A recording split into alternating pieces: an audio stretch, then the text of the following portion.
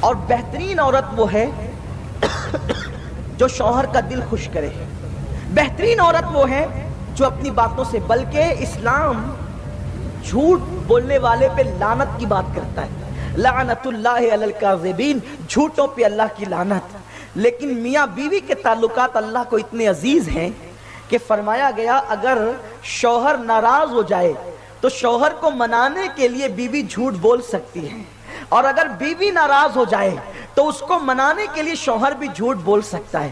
یعنی مثال کے طور پر جیسے کہ اگر بیوی نے کہا کہ ذرا آتے آتے یہ لیتے آنا، اور آپ لانا بھول گئے، نہیں لا سکے، اس نے کہا کہ آپ لائے نہیں، تب آپ یہ کہنے کی بجائے کہ تمہارا نوکر ہوں، تمہارے باپ کا نوکر ہوں، کیوں لاؤں، کیا کروں، دکان بند ہو گئی تھی، میں کیا کر سکتا ہوں، یہ کہو گے تو جھگڑا ہوگا. یہ کیوں نہیں بول دیتے معاف کر دیجئے، کل لے آئیں گے انشاءاللہ، آج ذہن سے نکل گیا، یا نہیں لانے تو گئے تھے.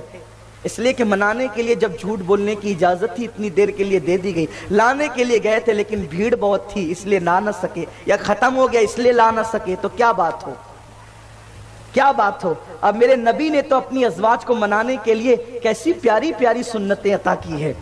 جب اماں جان عائشہ صدیقہ ناراض ہو کے حضور سے بیٹھ جاتی، اچھا جس دن ہماری بیوی ناراض ہو کر کے بیٹھے تو ہماری تمنا ہوتی ہے کہ یہی بات شروع کریں، غرض تو انہی کو ہے، بات یہ شروع، ہم تو ترم کھائیں، ہم تو بات نہیں شروع کر سکتے، ہم تو نہیں منا سکتے، اسے منانا چاہیے، ہم نہیں منائیں گے. یاد رکھیں منانے والے ہمیشہ اعلیٰ ظرف ہوتے ہیں، ناراض ہونے والوں کا ظرف کم ہوتا ہے، منانے والوں کا ظرف اعلیٰ ہوتا ہے. اور میں آپ کو نصیحت کرتا ہوں، آپ سب کو زندگی میں کبھی ناراض ہونے والے نہ بننا، ہمیشہ منانے والے بننا، کیونکہ حضور علیہ الصلوۃ والتسلیم کی سنت ناراض ہو کے بیٹھ جانا نہیں بلکہ منانا حضور کی سنت ہے. روٹنے کا سبب تو تم جانو، ہم تو مصروف ہیں منانے میں. اور یاد رکھنا روٹنے میں وہ مزے نہیں آتے جو منانے میں مزے آتے ہیں، اس لیے کہ روٹنے والا جب کسی منانے والے سے مان جاتا ہے تو ساری زندگی اپنے روٹنے پر شرمندہ رہتا ہے، لیکن منانے والا جب کسی کو منا لیتا ہے تو ساری زندگی اپنے منانے پر وہ فخر کرتا ہے. اس لیے منانے والے بنے، روٹنے والے نہ بنے. اس لیے میاں بیوی کے لیے نہیں کہتا ہوں، دوستوں کی محفل میں بھی ایسے بنے کہ آپ منانے والے ہو، آپ روٹنے والے نہ ہو. محلے میں بھی آپ ایسے بنے کہ منانے والے اور روٹنے والے نہ ہو. رشتہ داروں میں بھی ایسے بنے منانے والے اور روٹنے والے نہ ہو. اس لیے کہ منانے والا بہرحال جھکا ہوتا، منانے والا بہرحال اٹھا ہوتا ہے اور روٹنے والا بہرحال جھکا ہوتا ہے. تو اماں جان عائشہ صدیقہ کبھی کبھی حضور سے ناراض ہو کر بیٹھ جاتی نا. وہ امام الانبیاء جس کے بارے میں خدا کہے وَلَا سَوْفَ يُعْتِيكَ رَبُّكَ فَتَرْضَىٰ، اے محبوب آپ کا رب آپ کو اتنا عطا کریں کہ آپ راضی ہو جائیں گے. تو حضور علیہ السلام کیا کرتے پتہ ہے؟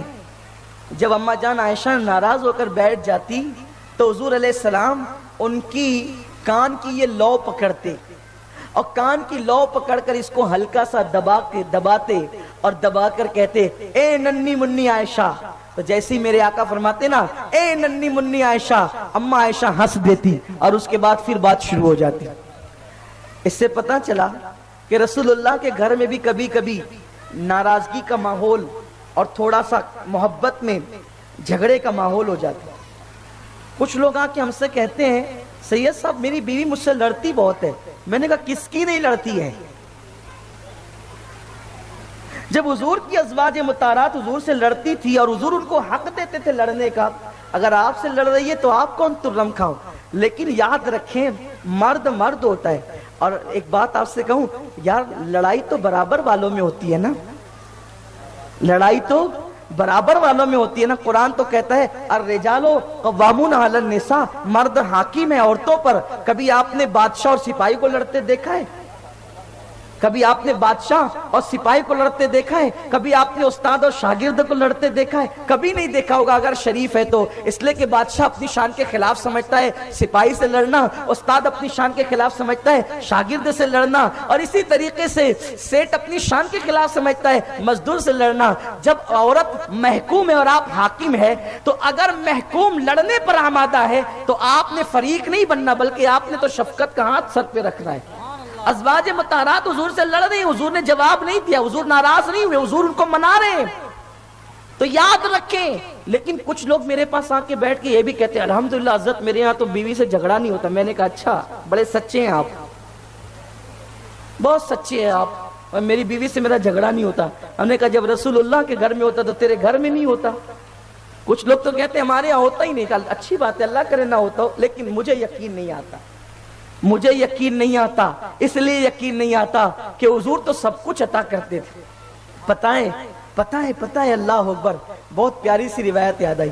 حضور علیہ السلام نے ایک بندے کا تذکرہ کیا, ایک بندے کا تذکرہ, بلکہ وہ تذکرہ حضور علیہ السلام اماں عائشہ کے پاس کر رہے ہیں کہ ایک شخص تھا, اس کی بہت غریب گھرانے میں شادی ہو گئی, اس کی بیوی دبلی پتلی تھی, اس نے خوب کھلایا, خوب پیار دیا, خوب کپڑے پہنائے, اور وہ عورت عورتوں میں کہتی تھی کہ میرا شوہر مجھے جتنا پیار دیتا ہے اتنا کسی کا شوہر کسی کو پیار نہیں دیتا. تو جب اس عورت نے یہ بات کہی تو سب نے تصدیق کی. تو حضور علیہ الصلوۃ والتسلیم جب یہ بات کہہ چکے تو اماں عائشہ نے حضور کی طرف دیکھا, کہا وہ جو فلاں تھا نا فلاں, وہ اپنی بیوی کو جتنا پیار دیتا تھا عائشہ اس سے زیادہ پیار ہم تمہیں دیتے ہیں, اور میں اسی کی طرح تمہارے لیے ہوں. آقا کریم صلی اللہ علیہ وسلم اماں عائشہ صدیقہ سے کبھی شعر بھی سنا کرتے تھے, اور اماں عائشہ صدیقہ کو کبھی جاہلیت کے زمانے کی کوئی بات بتا کر ان کو ہنسایا بھی کرتے تھے. حضور علیہ الصلوۃ والتسلیم کی گھریلو زندگی یہ تھی. تو بہرحال عرض یہ کرنے چلا تھا کہ اگر عورت کو کہا جائے کہ بھئی یہاں بیٹھ جاؤ تو وہ جلدی نہیں بیٹھتی, یہ کرو تو جلدی کرتی نہیں. لیکن حضرت ابراہیم علیہ السلام نے حضرت ہاجرہ کو جب وادی غیر ذی زرع میں بٹھایا اور آپ بیٹھ گئی بچے کو لے کر صبر کے ساتھ. عورت میں اگر صبر نہیں ہے تو اس کی زندگی ہمیشہ اجڑتی ہے. یہ جو معاملات ہیں نا, چھوٹی چھوٹی چیزوں کو لے جا کر کے ماں کے گھر میں بیان کرنا, نمک مرچ لگا کر میری سانس تو ایسا کرتی ہے, ننن تو ایسا کرتی ہے, دیور تو یہ کرتا ہے, دیورانی تو یہ کرتی ہے, یہ چھوڑ دو. اگر اپنے گھروں میں خوشیاں چاہتے ہو تو چھوڑ دو. کوئی ضرورت نہیں ہے اپنے گھر کی بات اپنی ماں کے گھر پہنچانے کی. بلکہ کچھ عورتیں اس کو لازم سمجھتی ہے کہ اپنے سسرال کی بات اپنے ماں کے یہاں پہنچائے. اچھا اس کے بعد ساری بہنیں جمع ہوتی ہے, پھر بھابیاں بھی ہوتی ہے, محلے والی بھی ہوتی ہے, اچھا ایسا رے بھائی ایسا ہوتا, تو پھر اس کے بعد پھر اس کو مزید جو ہے وہ نمک مرچ لگا کر کے اس کو جو ہے پھر ابھارا جاتا ہے. اگر تیری ساس ایسا کرتی ہے تو تو نے بھی ایسا کرنا ہے, پھر تیری ننند ایسا کرتی ہے تو تو نے بھی, اگر اس نے تماچا مارا تو تو نے اس کے بال پکڑنے ہیں, اگر اس نے گھر میں گالی دی تو تو نے محلے میں جا کے گالی دینا ہے. اس سے جو ہے وہ پھر جدائیاں پیدا ہوتی ہے, طلاق تک کی نوبت آتی ہے, مسائل پیدا ہوتے ہیں. شوہر گھر میں سکون نہیں ملتا, باہر سکون نہیں ملتا. باہر گیا تو سیٹ پریشان کر رہا ہے, باہر کے مسائل پریشان کر رہے ہیں, گھر میں آیا تو ماں اور بیوی کا جھگڑا دیکھ رہا ہے. یہ سارے مسائل ہیں. اب آپ مجھے بتائیں ایسے حالات میں ایک انسان پھر کیا کرتا ہے؟ یا تو پھر وہ گھر میں رہنا چھوڑ دیتا ہے, یا پھر معاذ اللہ وہ کہیں سکون کی تلاش میں اس کے قدم ناجائز طرف اٹھنے لگ جاتے ہیں. پھر وہ کبھی نشہ کرنے لگتا ہے, کبھی شراب پینے لگتا ہے, کبھی جوا کھیلنے لگتا ہے, کبھی غلط صحبت میں بیٹھنے لگتا ہے. میری قوم کی بیٹیوں, ایک شوہر کو اگر تم گھر میں سکون دو گی وہ کبھی دوسری جگہ سکون تلاش کرنے نہیں جائے گا. اور بیوی کے لیے رسول اللہ صلی اللہ علیہ وسلم پر نازل ہونے والے قرآن میں موجود ہے لِتَسْكُنُوا إِلَيْهَا, کہ شوہر کے لیے بیوی سکون کا ذریعہ ہے. وہ کبھی سچی بیوی نہیں ہو سکتی جو شوہر کو سکون نہ پہنچا سکے. بیوی تو اسی کا نام ہے جو شوہر کو سکون پہنچائے. شوہر دیکھ لے اس کو تو آنکھیں ٹھنڈی ہو جائے. میرے آقا صلی اللہ علیہ وسلم کی کنیزوں سے کہنا چاہتا ہوں, صبر بہت بڑی چیز ہے. اگر گھر میں آپ کو کوئی ستاتا ہے, کوئی تکلیف دیتا ہے, کوئی پریشان کرتا ہے, آپ تھوڑا سا صبر کر لیں. اس لیے کہ ساس نے رہنا کتنے دن ہے, ننن نے گھر میں رہنا کتنے دن, اس نے تو کہیں شادی ہو کر کے چلی جانا ہے. اس لیے صبر سے کام لو. صبر کا صلہ بڑا بہترین ہوتا ہے, اور ادھر کی بات ادھر کرنے سے پرہیز کیا کرو. اللہ تبارک و تعالیٰ اس کا اجر تمہیں عطا فرمائے گا. تو حضرت ہاجرہ کو حضرت ابراہیم خلیل اللہ بٹھا گئے. آپ بیٹھ گئی, چند کھجوروں کی تھیلی تھی, چند کھجوروں کی ایک تھیلی اور پانی کا چھاگل دونوں ہاتھ میں دیا. کافی امان اللہ. اٹھ کے کھڑی ہو گئی. میرے سرتاج کس کے بھروسے چھوڑ کے جا رہے ہیں؟ کوئی جواب نہیں دیا. کہا یہ اللہ کا حکم ہے. کہا اللہ کا حکم ہے. کہا اگر اللہ کا حکم ہے تو اللہ میرے لیے کافی ہے. بیٹھ گئی وہیں پر. آپ بیٹھ گئی استقامت کے ساتھ. مکہ جیسا شہر مل گیا, کعبہ جیسی عمارت مل گئی. میرے آقا صلی اللہ علیہ وسلم کی کنیزوں سے کہتا ہوں صبر پیدا کرو. اور ایک اہم بات بڑی معذرت کے ساتھ، ہمارے شہر کی عورتیں ایسی نہیں ہیں، مسلمان عورتیں ایسی نہیں ہیں، لیکن اب سیریلوں میں اس کو ہائی لائٹ کیا جا رہا ہے کہ جیسے ایک مرد کئی عورتوں سے تعلقات قائم کرتے پھرتا ہے، ویسے ہی ایک عورت کئی مردوں سے بھی تعلقات قائم کر سکتی ہے. یہ بہت خطرناک چیز. کسی نے دولت کی لالچ دی، کسی نے زیور کی لالچ دی، کسی نے مال کی لالچ دی، بلکہ کبھی کبھی کسی بدبخت نے شادی کی لالچ دی. کیا اس غریب کے ساتھ مصیبتیں اٹھا رہی ہے؟ میرے پاس تو اتنا مال ہے، میرے پاس تو اتنی دولت ہے. اور کیا اس جو ہے وہ بدصورت کے ساتھ رہ رہی ہے؟ دیکھ میں کتنا خوبصورت ہوں. یاد رکھنا یہ تقدیر کے فیصلے، قدرت کے فیصلے. اگر آپ کی قسمت میں بظاہر کوئی بدصورت، حالانکہ انسان کوئی بدصورت نہیں ہوتا، جس کے لیے قرآن کہ لقد خلقنا الانسان فی احسن تقویم، کہ ہم نے انسان کو اچھی شکل میں پیدا کیا، وہ بدصورت نہیں ہوتا. لیکن عرف میں اگر کوئی کالی رنگ کا ہے، چلیے اگر کسی کی ناک ہی چھوٹی ہے یا آپ اس کا چہرہ پسند نہیں کرتی، پہلے تو آپ کو حق تھا شادی سے پہلے انکار کا، لیکن اب آپ نے اس کو قبول کر لیا ہے. میری بہنوں آپ نے اس کو قبول کر لیا. اور بھائیوں اگر آپ نے کسی ہلکی شکل والی خاتون کو قبول کر لیا ہے، اب اسے دھوکہ نہیں دینا، زندگی کے مجدار میں اس کو تنہا نہیں چھوڑنا، اس لیے کہ چمڑی ہی سب کچھ نہیں ہوتی، بلکہ دل کی وفا بڑی اہم چیز ہوتی. اگر کسی لڑکی کو بدصورت شوہر مل گیا، صبر کرے جنت ملے گی. کسی شوہر کو بدصورت عورت مل گئی، صبر کرے جنت ملے گی. اور کوئی خوبصورت ملے تو شکر کرے. یہاں مجھے ایک واقعہ یاد آتا ہے، اگر آپ تھک نہیں گئے تو عرض کروں. تھک گئے آپ لوگ؟ ہاں آواز تھوڑی سی کم آئی ہے. تھک گئے آپ لوگ؟ اچھا ماشاءاللہ. یہ نہیں تھکیں گی، یہ سنیں گی، کیونکہ آج ان کے کام کی بات ہو رہی، آپ کی بھی ہو رہی ہے، آپ بھی سنیے. اب موقع شادی کا ہے. ہمارے اقبال بھائی کی نواسا ہوتا ہے کیا جو بھی ہے. ہاں ہمارے اقبال بھائی بہت پرانے ساتھی ہیں، دکھتے نہیں ہیں لیکن نبی یہاں اقبال بھائی کا بھانجا ہے. ٹھیک ہے، اللہ تعالیٰ برکتیں دے شادی کے اندر. ایک بہت بڑے فن کے ماہر تھے،